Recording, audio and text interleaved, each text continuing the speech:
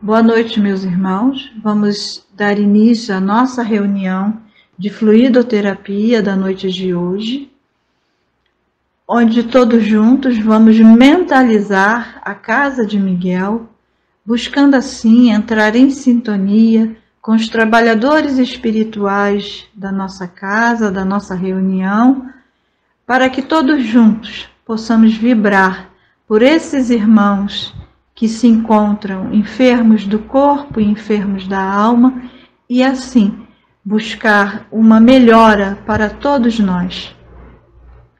Que Jesus nos ampare hoje e sempre.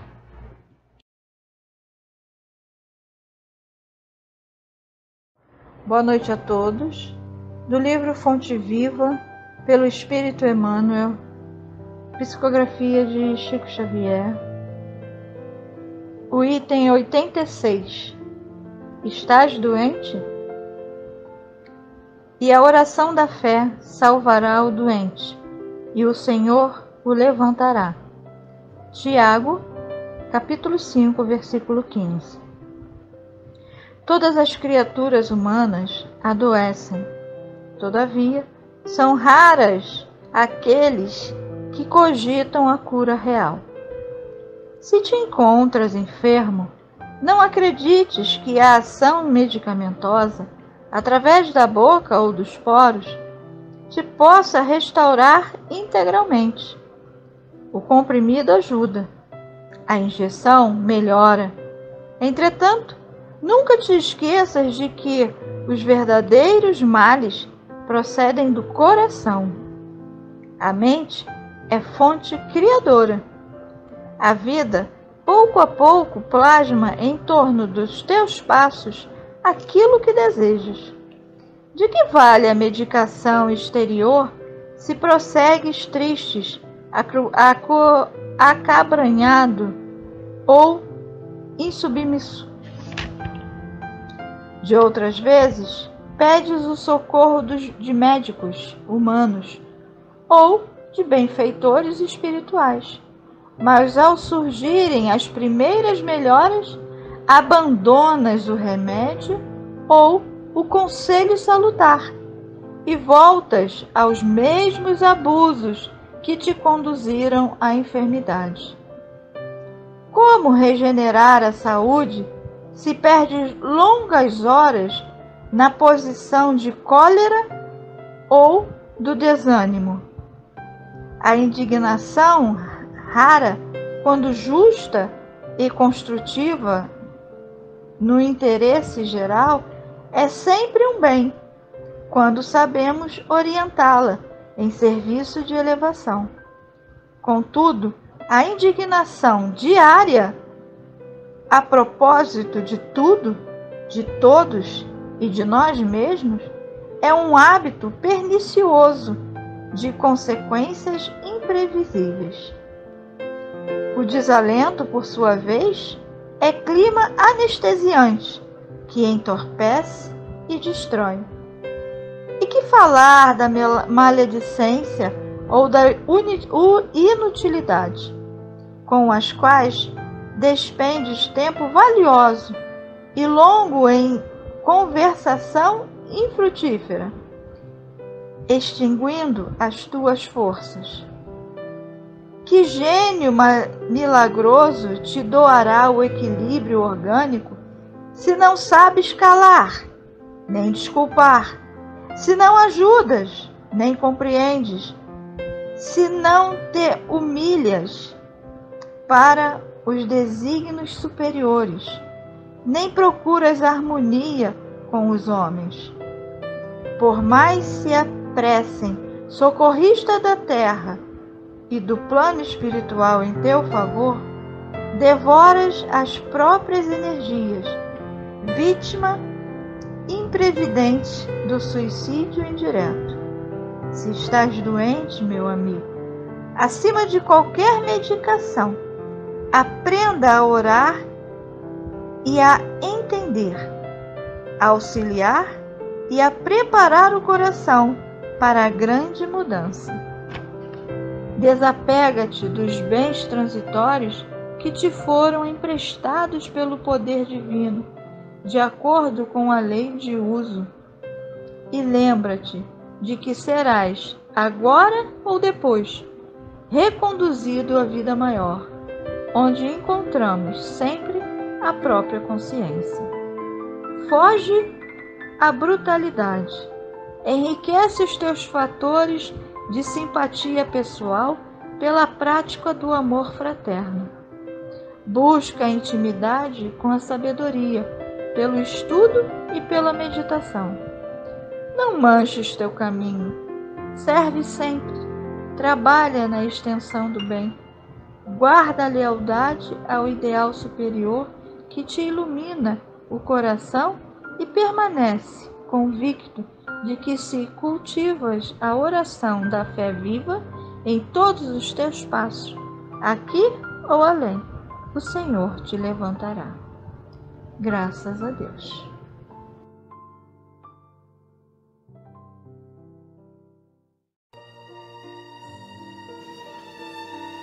Jesus, mestre amigo, nesse instante elevamos nossos pensamentos a Ti, para te agradecer a oportunidade de estarmos dando por iniciada a nossa sessão de fluidoterapia desta noite.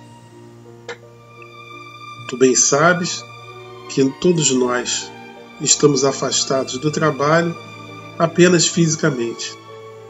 Nossas mentes estão voltadas para o alto, voltadas para a espiritualidade de luz que nos auxilia e nos ampara.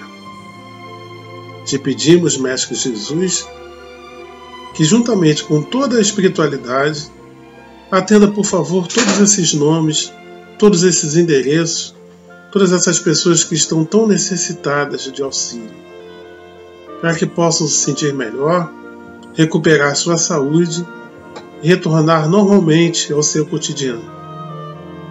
E nós, médiuns trabalhadores, estamos te agradecer a oportunidade, principalmente pelo estudo do Evangelho, bússola renovadora de nossos pensamentos e atitudes.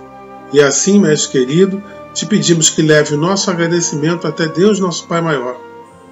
E, sob a tua luz, estamos dando por iniciada a nossa reunião da noite de hoje. Que assim seja. Graças a Deus.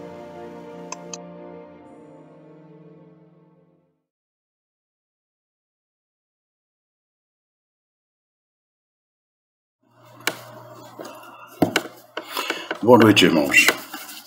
O nosso tema do Evangelho de hoje é do capítulo 27, que tem o título Pedi e Obtereis. E o título de hoje são só duas questões, chamam-se Preces Inteligíveis. Ele começa, e aliás é importantíssimo esse ensinamento de Paulo, com o ensinamento de Paulo, que está em Coríntios 1, capítulo 14, itens 11, 14, 16 e 17. Ele diz assim: Se eu, pois, não entender o que significam as palavras, serei um bárbaro para aquele a quem falo. E o que fala, sê-lo-á para mim do mesmo modo. Porque se eu orar numa língua estrangeira, verdade é, o que meu espírito ora, mas o meu entendimento vai ficar sem fruto. Mas se louvares com o espírito o que ocupa o lugar do simples povo, como dirá amém sobre a tua bênção, visto não entender ele o que tu dizes. Verdade é que tu dás bem as graças, mas o outro não é edificado. Ninguém melhor do que Paulo para fazer uma recomendação dessa. Paulo, que foi a pessoa que, na realidade, criou o cristianismo, que foi a partir das viagens que Paulo fez fora do mundo judaico, ou seja, viagens entre os gentios. Ninguém melhor do que ele para falar sobre isso com relação às línguas estrangeiras, porque ele correu diversos países com línguas diferentes naquela região da Europa. E teve que se fazer entender. né? Ele era uma pessoa que tinha erudição. Nós sabemos que Paulo era um doutor da lei entre os judeus, mas não tinha necessariamente condição de entender todas as línguas para quem ele falava. Mas ele fazia questão disso, de ser entendido da forma como ele falava. Por isso, essa recomendação que ele fez e que serve para nós também como exemplo. Vamos ver o que diz o nosso Evangelho na única pergunta, na única questão que existe, que diz assim, é de número 17. Ela diz assim: a prece só tem valor pelo pensamento que a informa. Ora, é impossível ligar a um pensamento àquilo que não se compreende, pois o que não se compreende não pode tocar o coração. Eu, certa vez, aqui na casa de Miguel, encontrei uma pessoa que disse uma frase que ficou guardada comigo. A prece, ela nasce na mente, mas antes de ser proferida pela boca, ela precisa passar pelo filtro do coração, para que ela possa alcançar também e tocar o coração de quem a ouve. Ela só tem utilidade real se for dita dessa forma. Uma das fórmulas, né, uma das fórmulas que nós utilizamos na doutrina espírita pelo menos na nossa casa, há uma recomendação das preces serem relativamente curtas, no máximo 3 minutos, para que as pessoas que estão ouvindo não percam o foco. Elas precisam estar participando da prece quando a prece é feita, participar ouvindo e permitindo que a prece toque o coração dela, aquelas pessoas que estão ouvindo, né?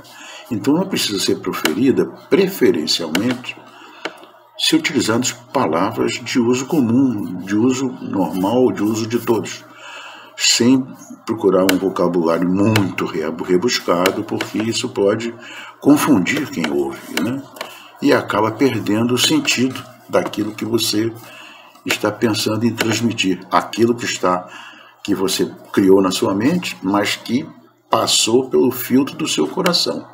Senão não toca o coração do outro, e precisa tocar, né? Como disse Paulo, como é que o povo dirá amém sobre a tua bênção, visto que não entender ele o que tu dizes? Ele estava cheio de lógica e de razão, né? Para a grande maioria, as preces numa língua desconhecida não passam de mistura de palavras que nada dizem ao espírito. Vamos dar um exemplo. As preces, eu fico imaginando como é que deve ser. Eu já li um livro que contou, eu li há algum tempo atrás, pequeno livreto, contando a história de Maomé, né?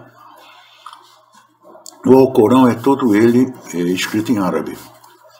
Existem hoje, eu li há poucos dias atrás uma informação curiosíssima no Google, que garante que a religião que mais cresce no mundo é o Alcorão, é o muçulmano, a religião muçulmana, é o islamismo. Claro, não atingindo apenas os países muçulmanos, né? Os países que falam árabe, que é a língua do Alcorão. Tem outros países, pessoas que não falam. Evidentemente que nos outros países o Alcorão deve existir na língua daquelas pessoas, né, para que ela possa entender o que está sendo transmitido, né? Evidente, é traduzido, né? Como a Bíblia é traduzida, por exemplo, em diversos idiomas, todos eles aí. Até em árabe deve existir, com certeza, a Bíblia impressa. Ensinando na língua árabe aquilo que consta da Bíblia. Mas uma prece, se ela for dita naquela língua daquele país, por exemplo, se a prece for dita no Alcorão em árabe, no mundo árabe, qualquer pessoa, se não souber árabe, não vai entender aquilo que está sendo falado. Não vai entender qual é o sentido da prece, o que ela está querendo afirmar, o que ela está querendo, de que forma que ela está querendo tocar o coração de quem escuta, né? Eu já tive um exemplo alguns anos atrás, muitos anos atrás, acho que uns 30 anos, eu não era espírita ainda quando participei. e de participar de uma reunião budista numa casa de uma pessoa que é budista, que tem em casa um altar budista, porque as pessoas têm que ter uma estrutura já própria para aquilo. E a pessoa que proferiu a prece não é oriental, é ocidental. E ela, ao ler a prece, simplesmente leu aquilo naquela linguagem, se não me engano, japonês.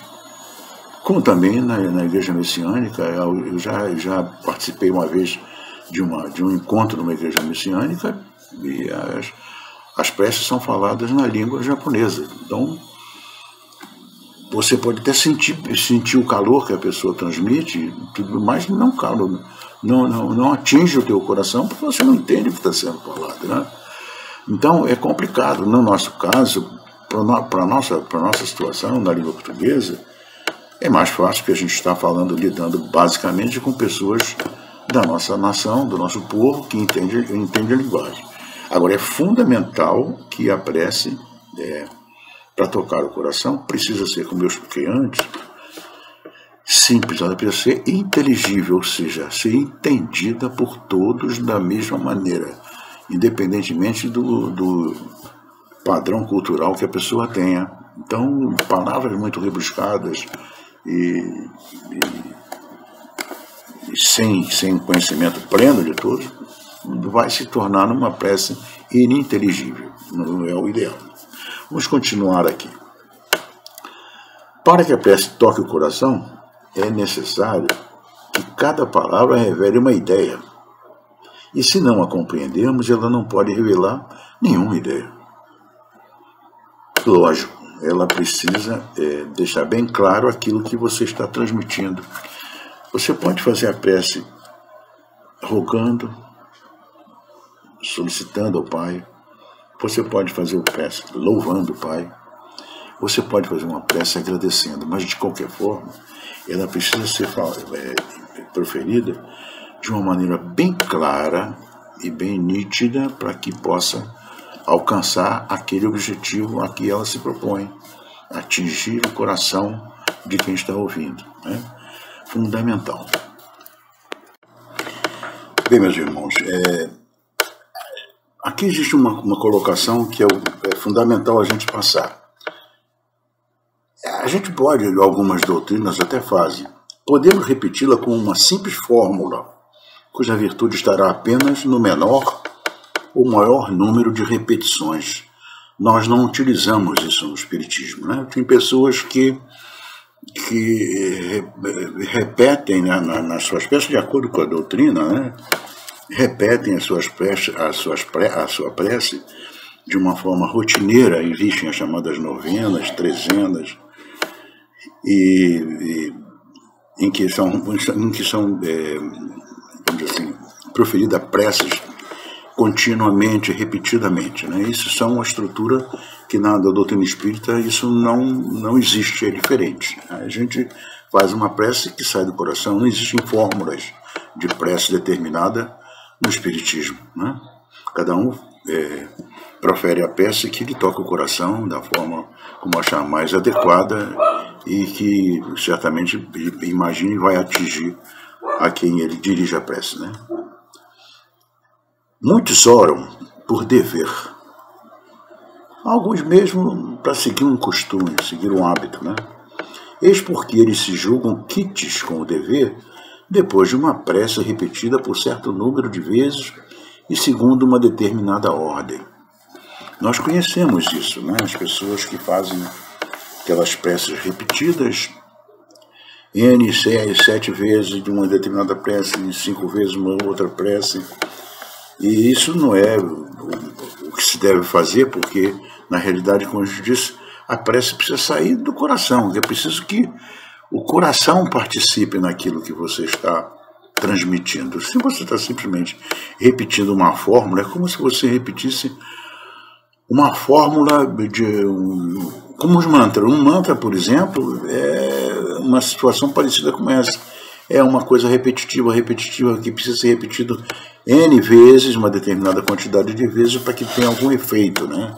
É diferente de uma prece. Uma prece é uma coisa que precisa, como eu disse, não pode de forma nenhuma deixar de atingir o coração de quem escuta.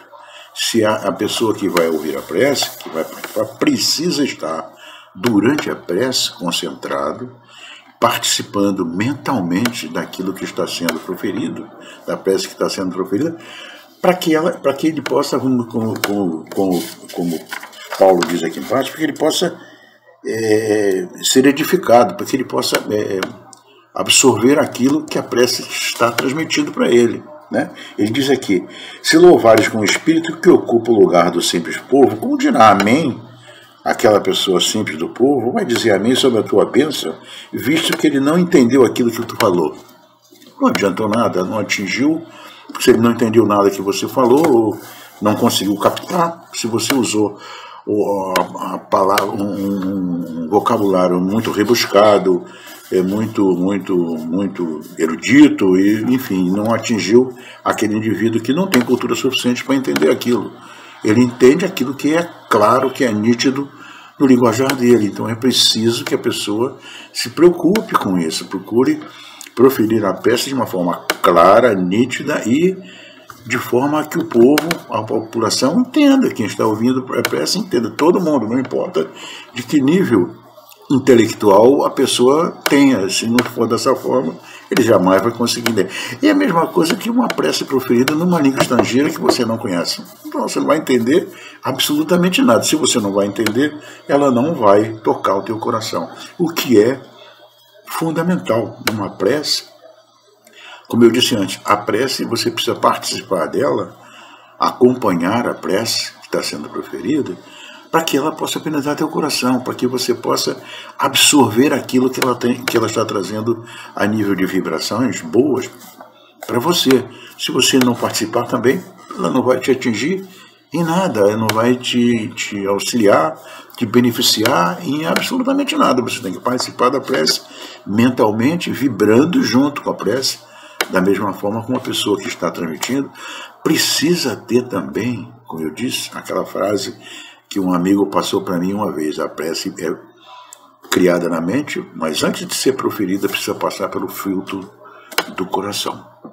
Se ela é proferida com o coração, passando pelo filtro do coração, todos entendem. Então é preciso que a pessoa que está participando da reunião, assistindo, ouvindo a prece, vibre junto com aquela pessoa que está passando aquela informação. Senão, não vai conseguir de forma nenhuma absorver.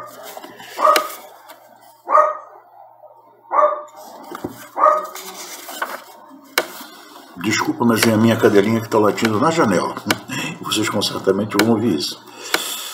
Agora tem uma frase final aqui que diz assim para nós: mas Deus lê no íntimo dos corações, perscruta o nosso pensamento e a nossa sinceridade ao proferir a prece. E considerá-lo mais sensível à forma do que ao fundo seria rebaixá-lo. Quer dizer, se você passou uma prece que passou pela mente, criada pela mente, foi proferida por você pela boca, mas não passou pelo filtro do coração, além de não atingir quem deveria atingir, essa prece para Deus não vai ter valor algum. Que seria rebaixá-lo, porque Ele sabe, Ele conhece perfeitamente o que está dentro do teu coração quando você está proferindo aquela prece. Então, é fundamental que, além de ser inteligível, as preces sejam proferidas, como eu disse, passando pelo filtro do coração antes de ser proferida.